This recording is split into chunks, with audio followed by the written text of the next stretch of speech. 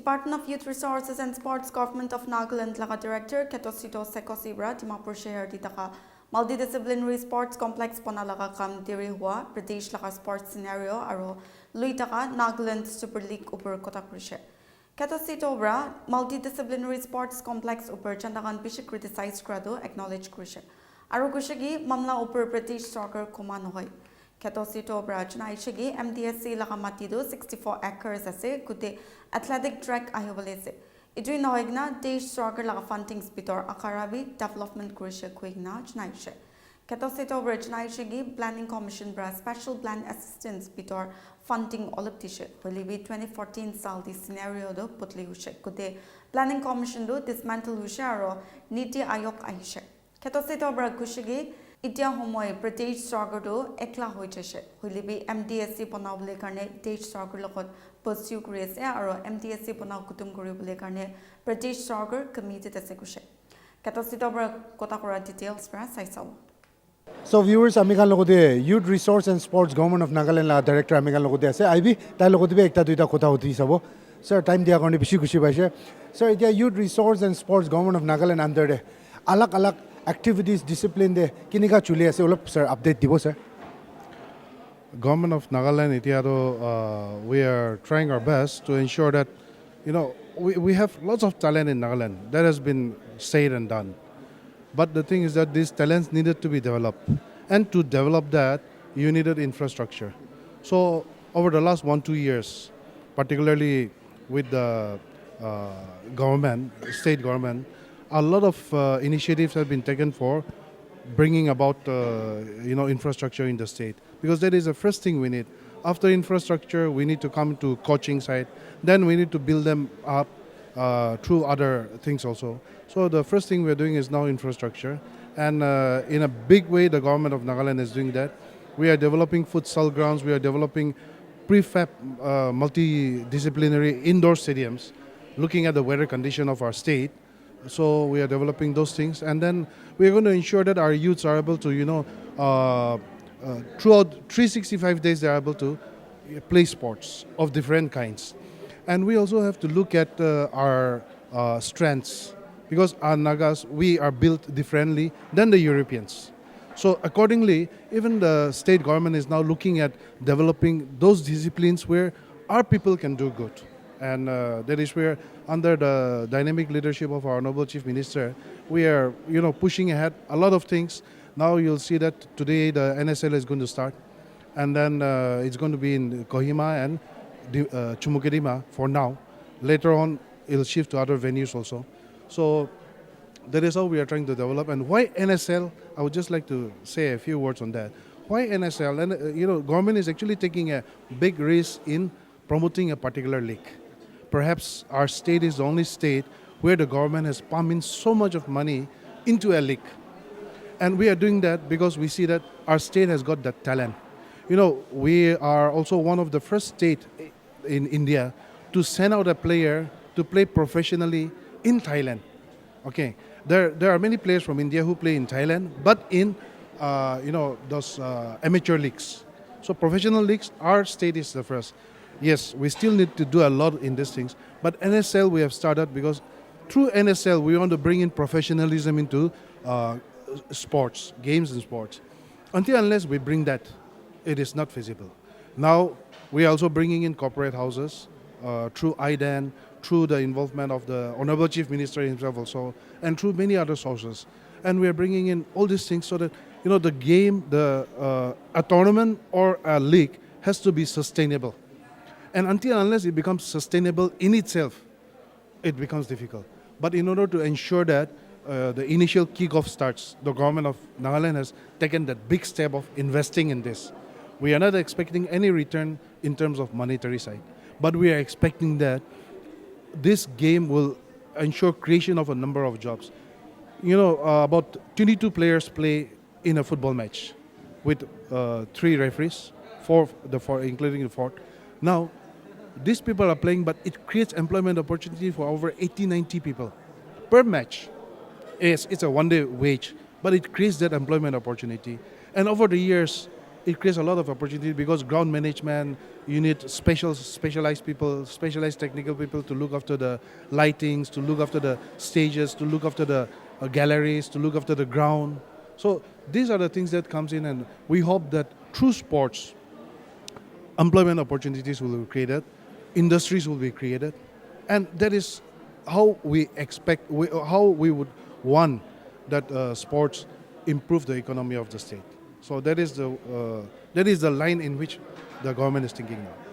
So well said. Olivi yate amikan saishe gule sir. Itia Chumukudi ma football stadium de ajibra shuru bole ase.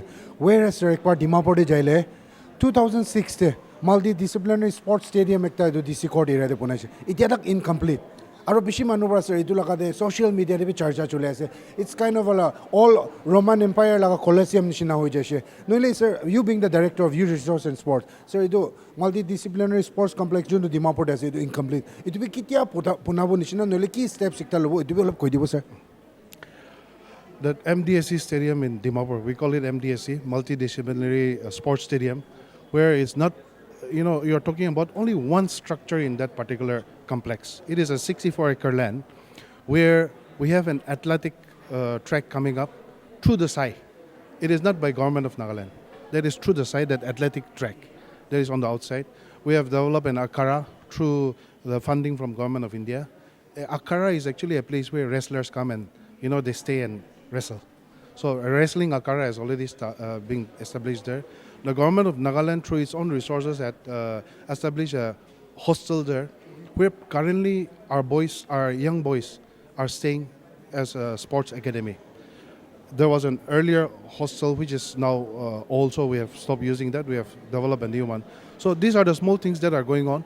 And if you look at that stadium per se, where there you can have football, you can have athletics, and the galleries are the ones that are developing. And these galleries actually just for that inside stadium, one small part of the whole MDSC, that costs about more than 250 crores. And that is the kind of money where the state cannot spare. If we go for, if we put our whole budget into such things, then what will the rest of the state do? What will the rest of the departments do? However, the state is committed to that. Yes, it has taken some time. There was a hiccup in the middle. Initially, the state wanted that it should be developed into an international, it's still an international standard size. But, to host international events, you need access into the stadium. And there has to be, if there's any stampede, if there's any fire, anything, there has to be escape routes. And you are very well aware that 64-acre stadium is all around surrounded by, first of all, the government college. Then those houses, private, including government quarters, are surrounding it. And where do you find that exit now? We need an exit. So the first thing is the access to the stadium has to be through a 4-lane road. And there's no possibility as of now to construct a 4-lane road. So when initially the state had proposed, the conditions were that we should have a 4-lane road. Otherwise, government of India was ready to do it. We could not come out with the 4-lane road because we had to demolish certain houses, or maybe even the colleges had to give some land, which didn't happen. Okay, so that is how the funding was not possible. Under the special plan assistance during the erstwhile planning commission, a little bit of fund had come. So it was supposed to be shared with the state also. So the state has given its share, center had given a little bit of money, then suddenly in 2014, the whole scenario changed again. Planning commission got dismantled, and then Niti Aayog came in its place. Now the state government is left on its own. We have been pursuing with the central government to take up the case of this particular stadium. Because this stadium, if it is taken up, it is going to be one of our biggest assets, especially in Nagaland. Resource crunch state like us, it is going to be one of the biggest assets. We talk about sports tourism. This is where sports tourism will come in. We talk about developing athletes of world class, because we are a powerhouse of sports, but that infrastructure, as earlier I was saying, we lack that. So we talk about all these things. Now it is solely upon the state government, though we are still trying our best. to get funding from even private sources, even from CSR, even from companies. We are trying to get investment here and there. We are trying to bring in the SAI, Sports Authority of India. Sports Authority of India also, they have expressed their desire to come in. However, there's the question of actually whether SAI, if they come in, they're going to bring in money and then develop our infrastructure or not, so that our people can, get the benefit, reap the benefits of those. Now, Government of India is also ready to do something, but the investment level, we have to start with one big part. It'll cost us in terms of a few 100 crores. And that 100 crores, where do we bring in? But the state government, since it is committed, under our present Chief Minister, he has been giving, though not much, comparatively, he has been giving quite a lot of attention to this. And yes, there are a lot of social media, criticisms coming up. We don't deny those criticisms, okay? But we have to look at the way in which, where is our priority?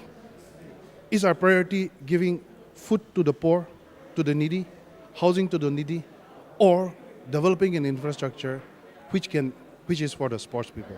So that balancing thing has to come in, and I think the state government is doing a lot in this regard. Over the last 1 year and including this year, a lot of changes are going to come. Now in the Mdsc stadium, we are putting up the roofs. The structures have already started, so the roofs will come in. Once the roofs come in, you just give it a painting. One painting is going to change the whole face. But that painting can come in only if you build up the structure. We also have issues regarding, unabated intrusion into that complex. Now, why that thing is happening is because we have not put up a certain portion of the wall. Now that certain portion of the wall will be put up after we are able to bring in all the big trucks in. Because the structures, prefabricated structures, need to be fabricated elsewhere in the country, and they'll be brought in by 16 20-wheelers. And the current gate that we have already constructed long time ago, it's small for those trucks. So we need to keep the wall open. Later on, I'm sure as we progress, we are coming up with plans on how to manage that also. So once we close up the walls, I think most of the negative things about that particular stadium will go away. And we are hoping for a bright day, and we hope that it will happen soon. And the state government is not sleeping over it. We are always on the job. It's taking time, but I'm sure a change is going to come, and that change is going to come in such a way that it's going to promote the sporting ecosystem in our state in a big way.